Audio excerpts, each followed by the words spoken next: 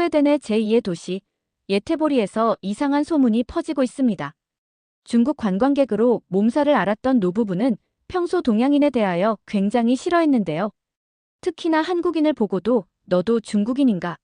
스웨덴에서 그만 나가라며 소리쳤다고 합니다. 그토록 반대했던 노부부가 지금은 한국인은 무조건 좋다며 자랑하고 다닌다고 합니다. 이 모든 게 딸 때문에 그렇게 되었다고 하는데요. 그들이 그토록 싫어했던 한국인에 대한 태도가 180도 변하게 되었는지 그 사연이 궁금합니다. 저는 스웨덴 예테보리 볼보 자동차 생산 라인에서 정년 퇴임한 에르메손입니다. 예테보리는 스웨덴 서부 해안에 위치한 제2의 도시로 운하와 항구가 아름다운 곳이자 볼보 본사가 자리한 도시입니다. 바닷바람이 불어오기 때문에 이곳의 겨울은 춥고 깁니다.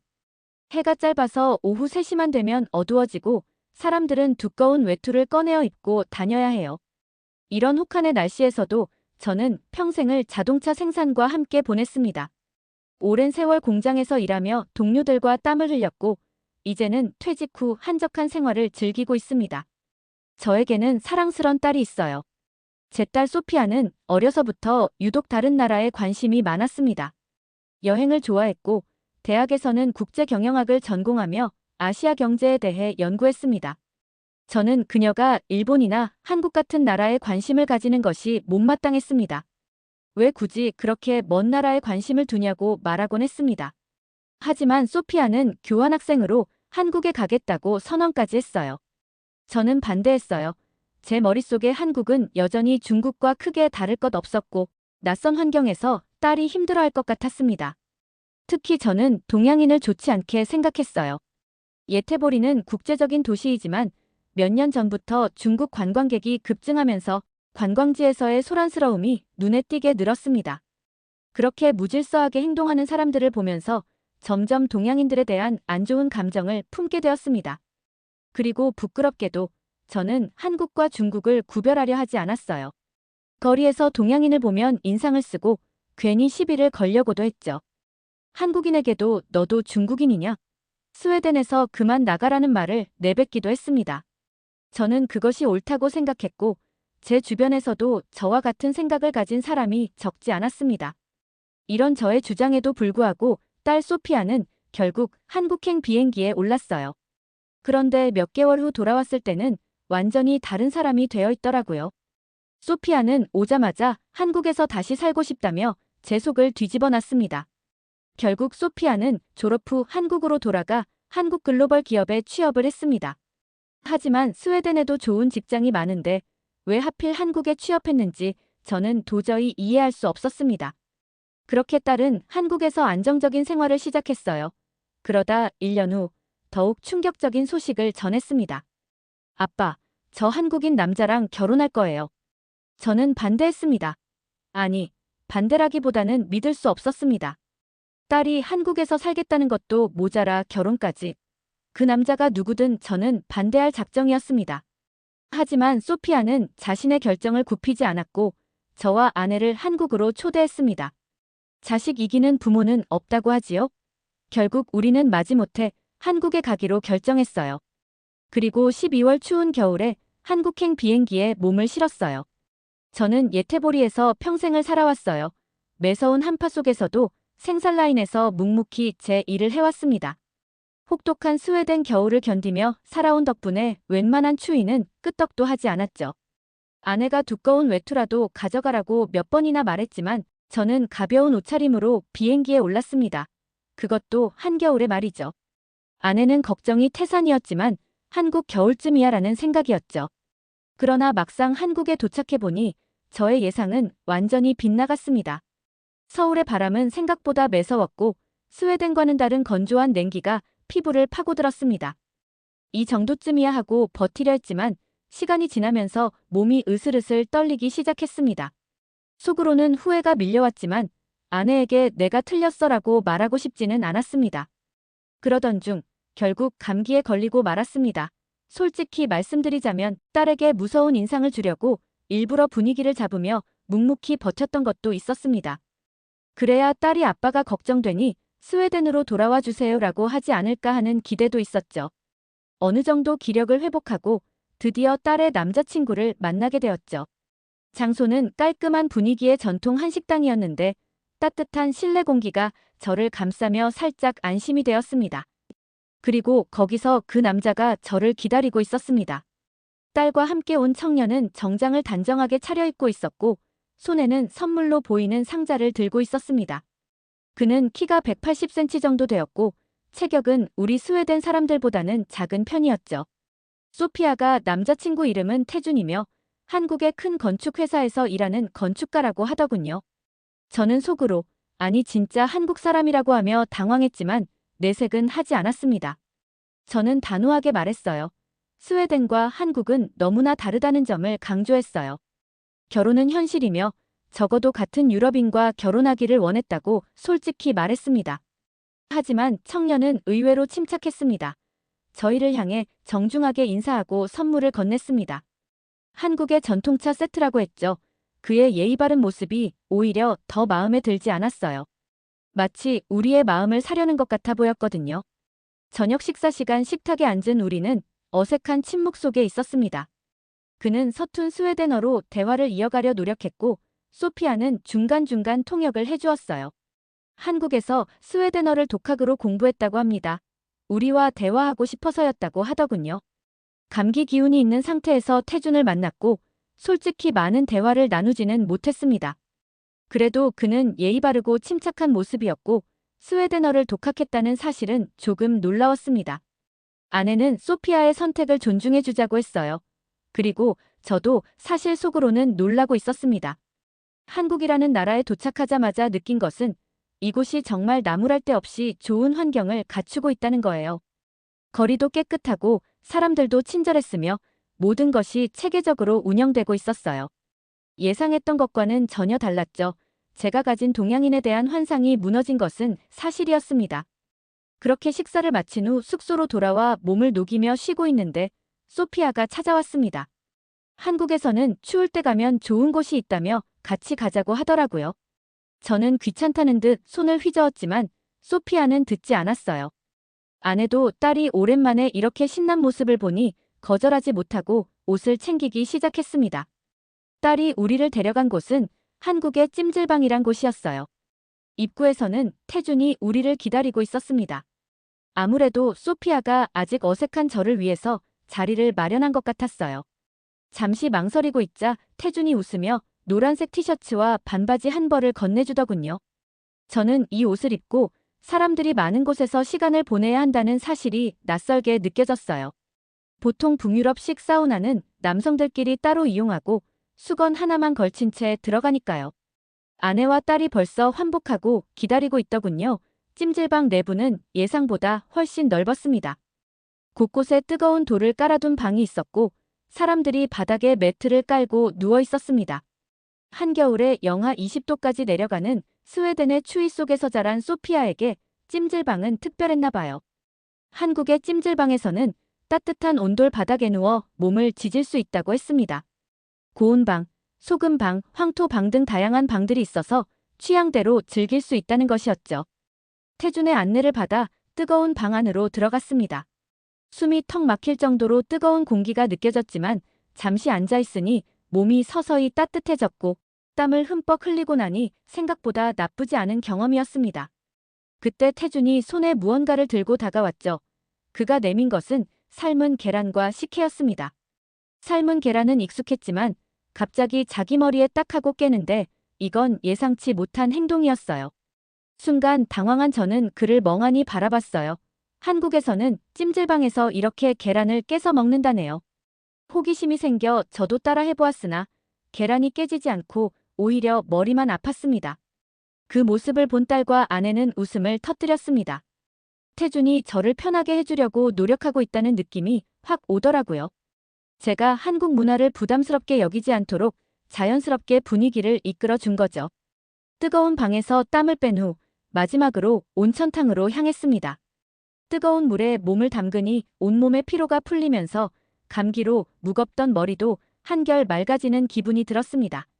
그러던 중 태준이 제게 등을 밀어주겠다며 자연스럽게 때밀이 수건을 들고 있더라고요. 스웨덴에서는 남자가 다른 남자의 등을 미는 것은 낯선 개념이었고 저는 순간 어리둥절했어요. 저는 웃으며 애써 사양했어요. 그런데 태주는 한번 해보시라며 장난스럽게 등을 툭툭 치더군요. 처음에는 당황스러웠지만 한국 문화를 조금씩 받아들이기로 결정했어요. 찜질방을 나서며 태준과 처음으로 자연스럽게 대화를 나누게 되었습니다. 그는 스웨덴으로 이직할 계획이 있으며 소피아와 함께 있는 것이 가장 중요하다고 말하더군요. 그의 말에 진심을 느꼈던 저는 태준을 가족으로 받아들일 준비를 하게 된 거죠. 그렇게 마음의 벽을 허물고 소피아와 태준의 결혼 승낙을 했습니다. 기뻐하는 소피아는 연신 고맙다며 눈물을 흘리면서 저를 꼭 안아주었습니다. 소피아와 태준은 우선 결혼 준비와 한국에서의 업무 마무리, 그리고 결혼까지 일사천리로 진행하였어요. 그렇게 결혼 후 몇 달이 지난 다음 스웨덴에서 새로운 생활을 시작하였습니다. 소피아는 저희와 가까운 곳에 집을 마련하였고 태주는 스웨덴 지사에서 새로운 환경에 적응해 나갔습니다. 태주는 시간이 날 때마다 저희 집을 찾아왔어요. 처음에는 단순히 인사를 드리러 오는 정도일 것이라 생각했지만 태주는 매번 성실하게 저희와 교류하려 노력했어요. 저희 집에 올 때마다 가장 놀라웠던 점은 직접 만든 한국 음식을 가져온다는 것이었죠. 자신이 만든 음식들을 저와 아내가 맛보기를 원했고 한국 음식 문화에 대한 경험을 주고 싶어 했어요. 처음에는 그 음식들이 입에 잘 맞지 않았어요. 김치의 강한 맛과 양념이 익숙하지 않았고 낯선 향신료가 들어간 음식들은 적응하기 힘들었죠. 그런 태준의 노력일까요? 예전에는 낯설기만 했던 불고기와 비빔밥이 이제는 꽤나 친숙한 음식이 되었죠. 태준이 스웨덴에서 적응하기 위해 노력하는 모습은 누구나 인정할 만큼 성실하고 진심이 느껴졌습니다. 스웨덴어 학원에 다니며 언어를 배우고 도서관에서 스웨덴 역사와 문화를 공부했습니다. 직장에서도 빠르게 적응하여 중요한 프로젝트를 맡게 되었고 동료들에게 신뢰를 받으며 인정받는 사람이 되었습니다. 또한 시간이 날 때마다 저희 집을 찾아와 최선을 다해 가족으로서 가까워지려고 하였습니다. 하지만 묘하게도 그런 그의 모습이 때때로 저에게는 부담스럽게 느껴졌습니다. 태준이 이렇게까지 잘하려고 노력하는 모습이 오히려 더 밉게 느껴질 때도 있었어요. 마치 제가 그동안 그를 너무 차갑게 대했던 나쁜 사람이 된 것 같은 기분이 들었기 때문이죠.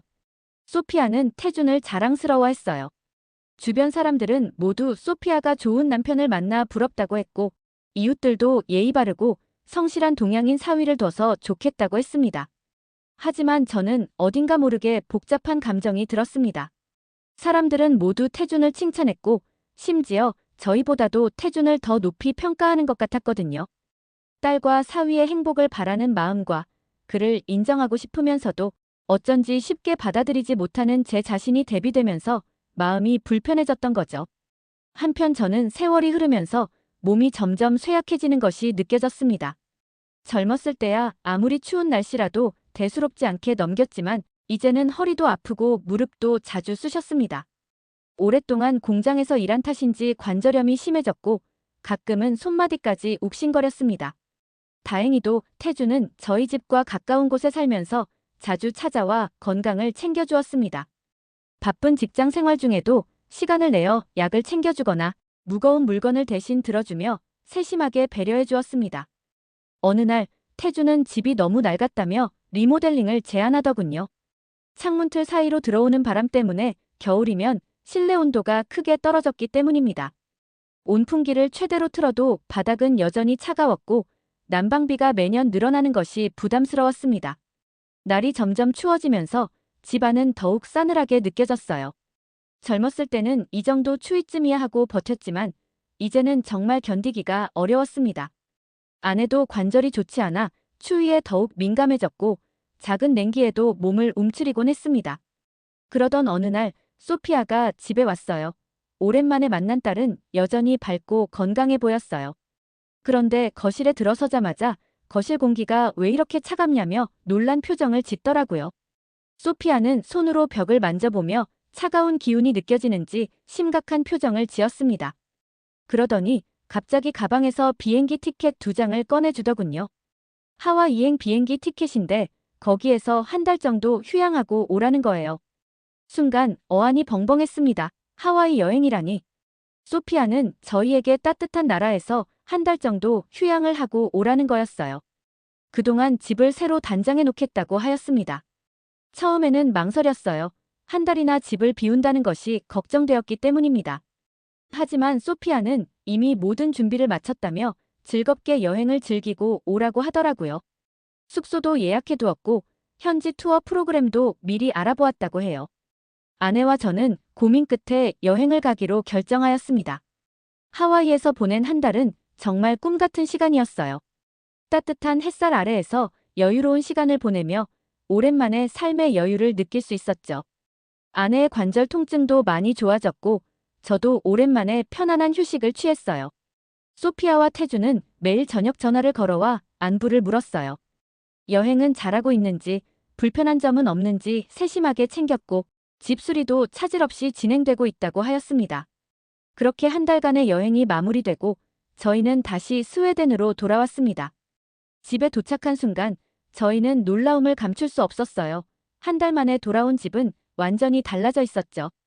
현관문을 열자마자 느껴지는 따뜻한 공기에 깜짝 놀랐어요. 창문 틈으로 들어오던 차가운 바람은 사라졌고 바닥을 밟을 때마다 마치 온천에 들어온 듯 따뜻함이 감돌았어요. 알고 보니 태준이 집 전체를 한국식 온돌 난방으로 개조했다고 해요. 태준은 바닥 전체에 온수 라인을 깔고 단열재도 최신 기술이 적용된 자재로 교체했다고 했어요. 무엇보다도 가장 놀라웠던 것은 창문이었습니다. 태준은 창틀을 유럽 제품이 아닌 한국 제품을 직접 주문해서 시공했다고 하더군요. 설명에 따르면 한국에서 사용되는 고급 창틀은 방안과 방음 효과가 유럽 제품과 비교할 수 없을 정도였어요.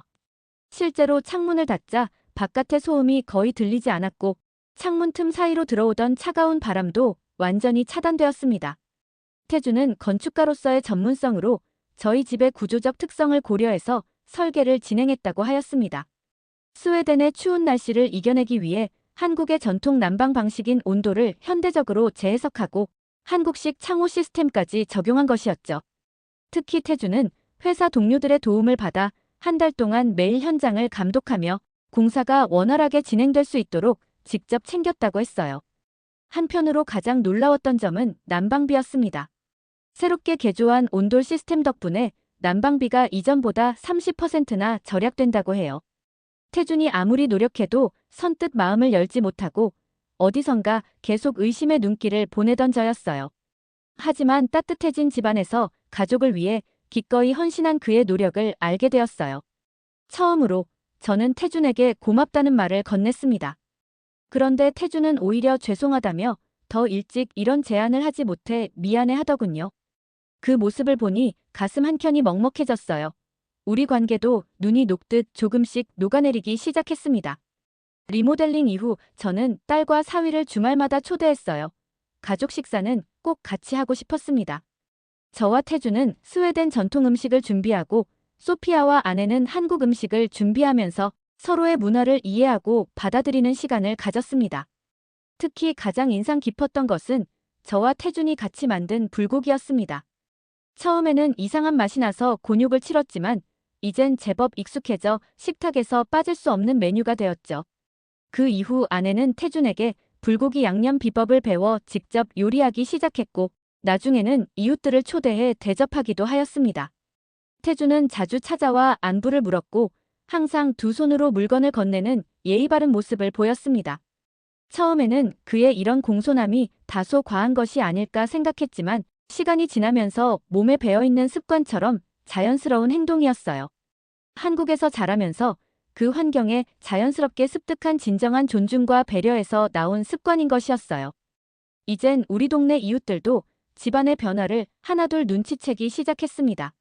추운 겨울날 저희 집에 놀러왔던 이웃들은 바닥에서 느껴지는 따뜻함에 감탄하며 집 전체의 감도는 포근한 온기에 놀라워했습니다.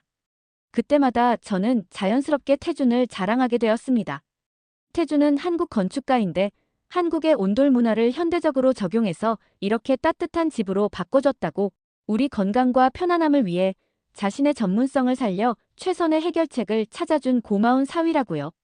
얼마 전 옆집에 사는 노부부가 저희 집을 보더니 집을 수리하고 싶다며 태준에게 조언을 구했습니다. 태준은 흔쾌히 도움을 주겠다고 하였고 자재부터 시공 방법까지 친절하게 알려주었어요. 주말마다 공사 현장을 방문해 꼼꼼히 점검하며 조언을 아끼지 않았습니다. 그런 모습을 보면서 저는 다시 한번 얼마나 좋은 사위를 얻었는지 새삼 깨닫게 되었습니다. 지금 생각해보면 참 부끄러운 마음이 듭니다. 처음 만났을 때 제가 가졌던 편견들이 얼마나 잘못된 것이었는지 이제야 깨닫게 되었습니다. 단지 다른 나라 사람이라는 이유로, 피부색이 다르다는 이유로 그의 진심을 의심하였고, 심지어 그가 보여주는 정중함과 예의조차 부담스럽다고 생각했습니다. 그러나 태주는 그런 저의 모습까지도 이해해 주었어요. 그리고 오히려 제가 마음을 열 때까지 기다려 주었습니다. 조급해하지 않고 자신의 방식대로 천천히, 그러나 확실하게 진심을 보여주었습니다. 집수리를 제안했을 때도 그의 마음속에는 오직 저희의 편안함을 먼저 생각하는 배려심이 있었어요. 전문성을 살려 가장 적절한 해결책을 제시하였고, 결과적으로 저희 가족에게 가장 필요한 변화를 만들어 주었습니다.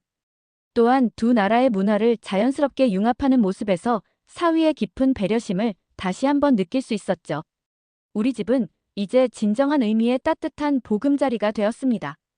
바닥에서 전해지는 포근한 온기처럼 사위의 따뜻한 마음이 우리 가족 모두에게 전해진 것 같아요. 소피아의 선택은 옳았어요. 국적도 피부색도 중요하지 않았습니다. 진정으로 중요한 것은 서로를 이해하고 배려하는 마음이었어요. 이제는 한국이라는 나라가 더 이상 머나먼 동양의 작은 나라로 느껴지지 않습니다. 그곳은 딸에겐 또 하나의 고향이며 우리 사위의 고향이자 따뜻한 정이 살아있는 곳이에요. 언젠가 한국을 직접 여행해 보고 싶다는 생각도 하게 되었습니다. 태준이 태어나고 자란 곳, 그가 자연스럽게 익힌 문화와 전통을 직접 경험해 보고 싶은 마음이 듭니다. 우리 집을 찾는 손님들은 항상 두 가지는 빼놓지 않고 이야기를 한답니다. 발걸음을 옮길 때마다 전해지는 따뜻한 한국식 온돌과 태준의 노력에 대하여 이야기를 해요. 저는 그때마다 뿌듯한 마음으로 대답합니다. 우리 사위가 한국의 전통 방식과 현대 기술을 접목해 이런 포근한 집을 만들어 주었다고. 지금의 우리 가족은 서로 다른 문화가 조화롭게 어우러진 모습이죠. 식탁에는 스웨덴 전통 요리와 한국 음식이 함께 올라가고 대화 속에는 두 나라의 언어가 자연스럽게 섞여 들어가죠. 이런 모습이 낯설지 않고 오히려 특별하게 느껴져요. 처음에는 걱정도 많았지만 이젠 우리 가족은 더욱 풍성해졌습니다. 서로의 문화를 배우고 이해하면서 우리만의 새로운 가족 문화를 만들어가고 있습니다.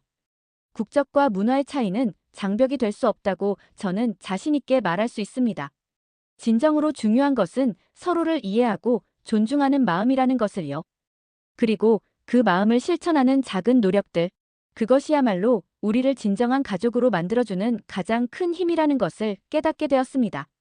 저는 이제는 망설이지 않고 자랑스럽게 말할 수 있습니다. 우리 사위가 한국인이야. 제가 들려드릴 이야기는 여기까지입니다. 함께 해주셔서 감사합니다. 오늘 사연이 재미있으셨다면 구독과 좋아요, 알림 설정 부탁드려요. 끝까지 시청해주신 모든 분들 고맙습니다. 더 좋은 영상으로 찾아뵐게요.